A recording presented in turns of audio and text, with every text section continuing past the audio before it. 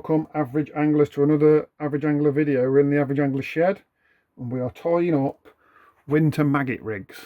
Use these, I like these floats. These are my Drennan SF ones, and I generally use them in sizes ranging from 0.2 of a gram all the way up to about 0.5. I do go a little bit heavier if it's deeper, but if you need something more than 0.5, then you probably want something with a bit of a more robust tip on it anyway, because you're probably dealing with wind or whatever, whereas most commercial fisheries that I tend to fish on, the sort of, you know, 0.5 of a gram, or you could probably fish into 6 foot, 6.5 foot, 7 foot of water with that, with a maggot rig, and you'll be fine. Maggot rigs are more delicate. You want a more better presentation, and you know, you're not always trying to bomb it straight down.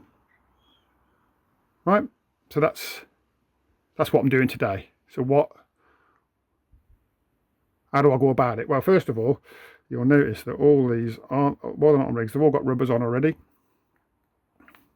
I'll leave all my floats with the rubbers on all the time. Once I've put rubbers on them, I leave them on. I do actually leave them in the back of my drawer. This is my the drawer out of one of my sorry, this is the drawer out of my tackle box that I take to the bank with me, and they're always in there. So if I ever need to make a rig up quickly because I haven't got something made, I haven't got to mess about with rubbers or anything, I can just grab the float and I can make what I need to get me out of trouble.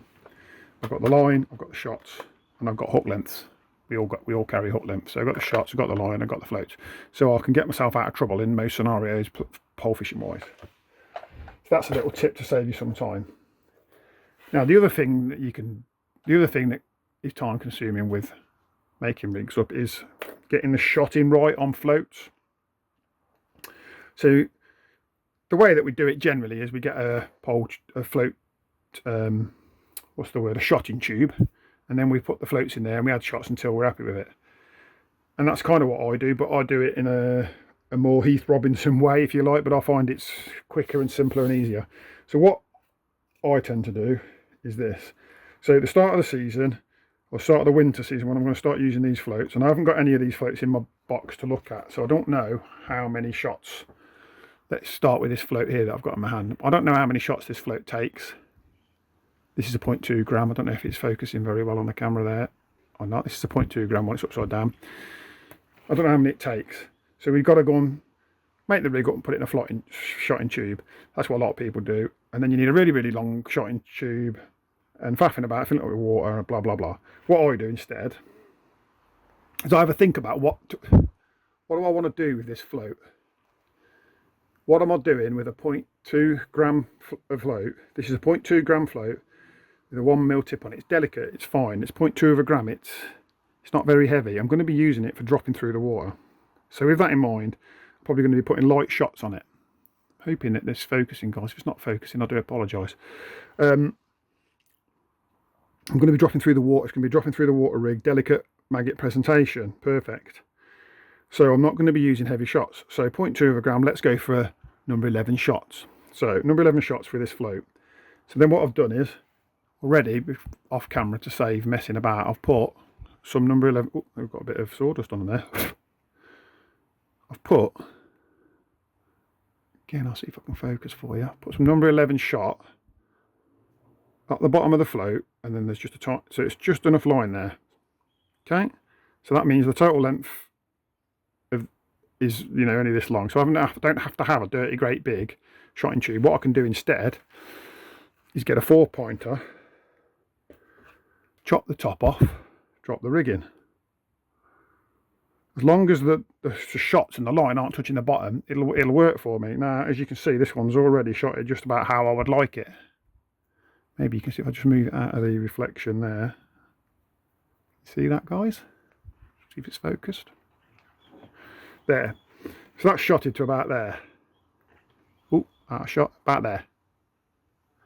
So now I know that a 0.2 gram float, which I'm going to be using as a dropping through the water rig, and I've got 1, 2, 3, 4, 5, 6, 7, 8 number 11 stops on there. So now I can just go away, get all of my 0.2 gram floats of this pattern, and just put 8 number 11 stops on them, and I know they're going to be somewhere near. I don't have to worry about fine tuning them, because there's no point fine tuning. Try and fine tune a 1mm tip like this, it won't work, because I mean, this 1mm tip will move up and down during the match, let alone when you move it from from clean tap water onto a dirty lake water, where the buoyancy of the water change, you know, the buoyancy or the specific gravity of the water changes, which affects the buoyancy of it. It's all technical. It don't really matter. All you need to know is the water's not as floaty in some places as it is in others. Right? So that's how I do it. And I haven't got to have a float tube, and then when I finish with this, it goes in the recycling. Already cut the top off, that goes in the recycling, the bottom just goes in the recycling. And then next month, when I need another one, I'll just get a fresh one. Costs me nothing, it takes up no space. And you know, I haven't got anything against float tubes. If you've got a shot and tube and you want to use it, carry on. But for me, this is perfect. So I'll just repeat this process now for the different sizes. And if you're a sort of person that likes to be really, really organised, you could write them down in a book, and then you'd have to remember. You'd be able to remember all year, wouldn't you? But I don't need to worry about it. Once I've done this one now, I'll probably put 5 or 6 of these in my box, and then after I've done that, each time I get down to the last one, I'll make some more up, and I can just copy them. So I don't need to do this process again until perhaps the spring and the summer, when I'm starting to move over to my spring and summer floats, and I'll do it with them. So I'm only doing it a couple of times a year, once for spring and summer, and once at autumn and winter. So that's how I do it. I'm not professing that this is the best way of doing it, but I thought I'd do a little video to say this is how I do it. Give me some feedback, guys. What do you think? So once you've worked out that you need 8 shots on your rig, you can put the shots on like I have, however you want really. They're nice and spread out there, but they'll move because they're stopped, so it's not a problem. And that's the rig ready to put on a winder. So what I've started doing, after watching a video, I think it was Jamie Hughes was the one that I saw, and I'll show you in case you haven't seen this. But if you use these hooks that you get there, and you put your loop over the hook, and then you wrap that around there, what you're doing is you're pulling it tight, and you're creating like a kink in the end of your hook length over there. You'll get a kink over time. What it does, I don't know if it'll come up in such a short amount of time, but it'll make your hook length, it'll make your loop sort of curl over, and your loop won't be straight. So what I do instead now is I use these. I found another little use for one of my QM1 boxes, and that is I put little staples in them that are almost stapled closed, but they're slightly open still. So we can get one out with that. Let me just get one out, because I've got on my fingers and thumbs here. So they look like that. See if we can get that on the camera for you. They look like that. Okay. And then what I do is I put it on my pole winder, rig winder, like that. You can see that. There we are. And then that gives you a nice straight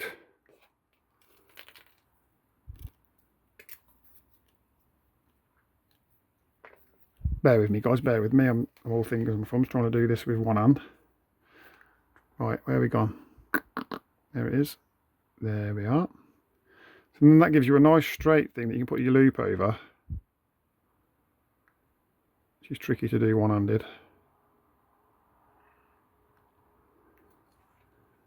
Again, it's come out of focus because it's junk. There. So what I've done is I've looped over that there.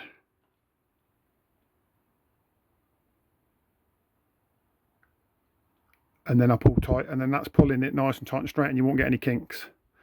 And then you can just wrap your rig on as you would normally. Right then, so now we've got our rig on the winder.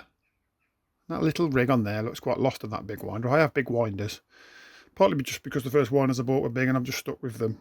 You can use smaller winders if you want.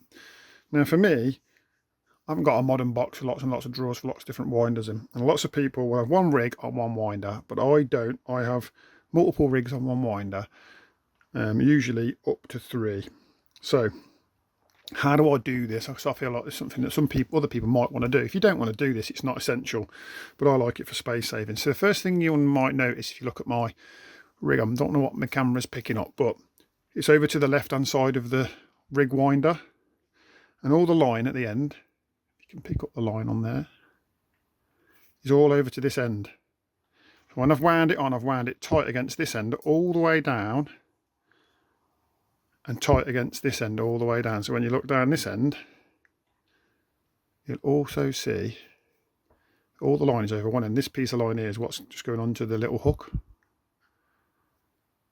But everything else is there. So how do I get my next rig on without tangling them all up? Well, that's part of it. So what I do is I wind the first one on over to the left. Just trying to get it. So I wind the first one over to the left, and the second one I wind all down the very, very middle. And then the third one I wind all the way over to the right. That's the first trick. If you allow those lines to cross over, you'll get tangles. Okay, and the second thing that I'll do, just to make the way I connect the rigs together, so I connect one rig to the next rig to the next rig, and I use, again, one of my little staples which I've got here, which I just showed you.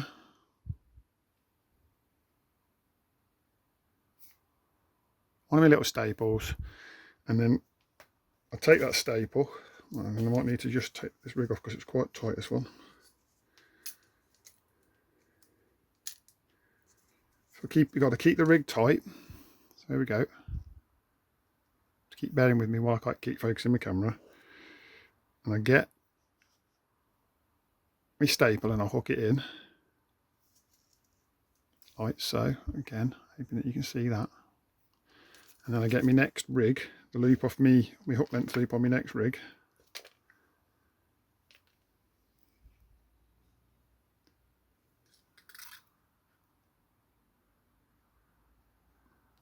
And I'll just loop it on like that, so that now the next rig is there, and I keep it tight, and then I wind that one from that right hand side to the middle, and then I keep winding down the middle, and when the float, oops, sorry, it's hard to do because I'm trying to do it arm's length in front of the camera. I want the float to come, I keep the float coming, slide him up, and then I make sure that he doesn't, he's come off there, the rubber. I need to put him back on, but while I'm showing you this, I'm not going to. I don't want the float to sit next to the other float like that because they'll get tangled that way. So I want this float to sit at the bottom there. Keep that line away, keep that line in the middle. I'm making this look a lot harder than it actually is, but because I'm trying to do it arm's length. And then I can slide my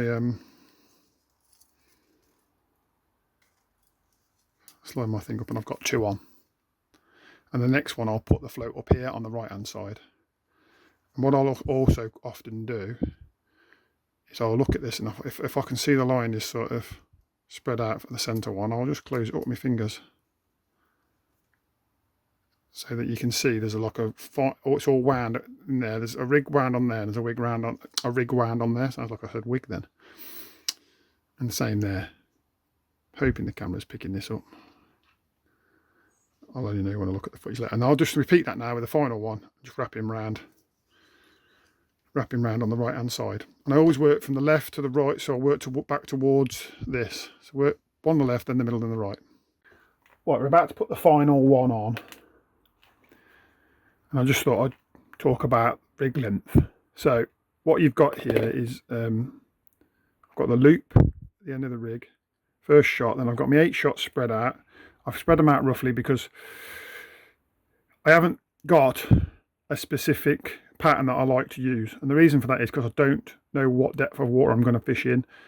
This rig is for dropping through the water and almost a full column of water, so I can't set a pattern up for 2 foot because I might end up using it in 4 foot of water. I can't set a pattern up for 6 foot because I might end up using it in 1 foot of water. Well, I probably won't, but 2 foot of water, say.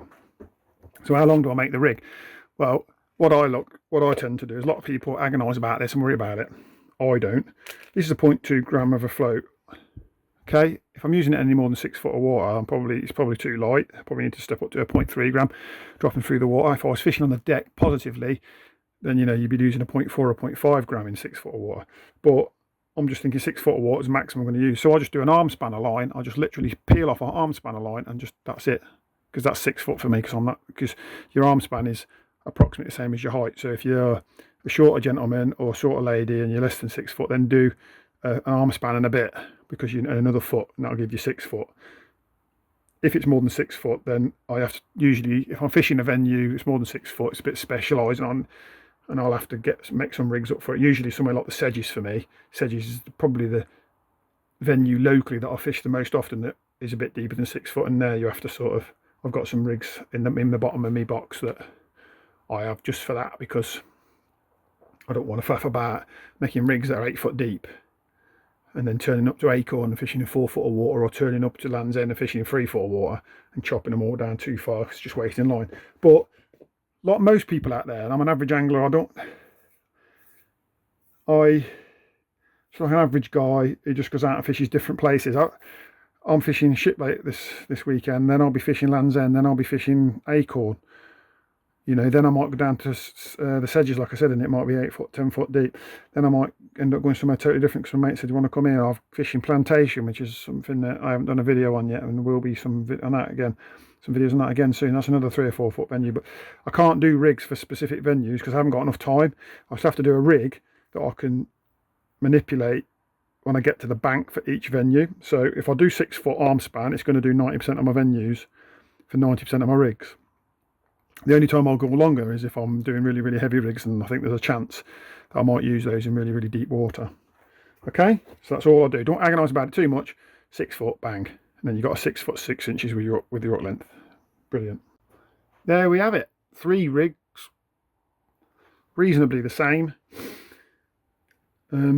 Quite versatile, but I've now got 3 dropping through the water maggot rigs and 0.2 gram, and I should probably do some 0.3 gram with number 10 shots, so they'll be a little bit more positive or deeper water or whatever.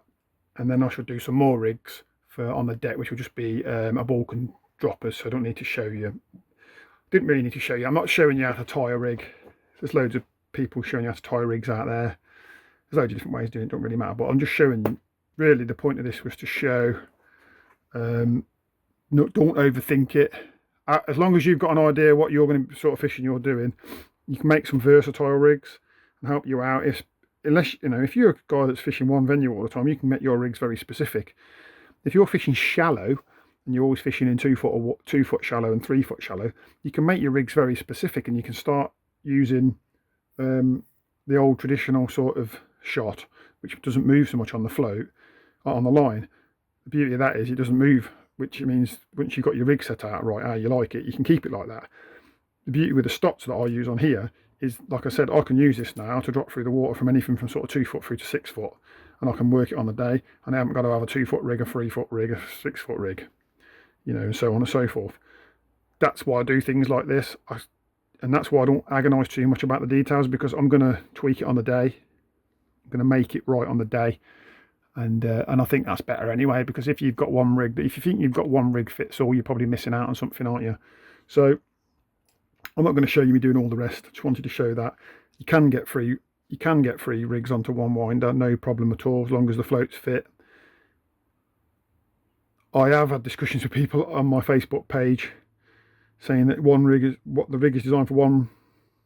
You know, the winder is designed for one rig, just put one rig on it, blah blah blah.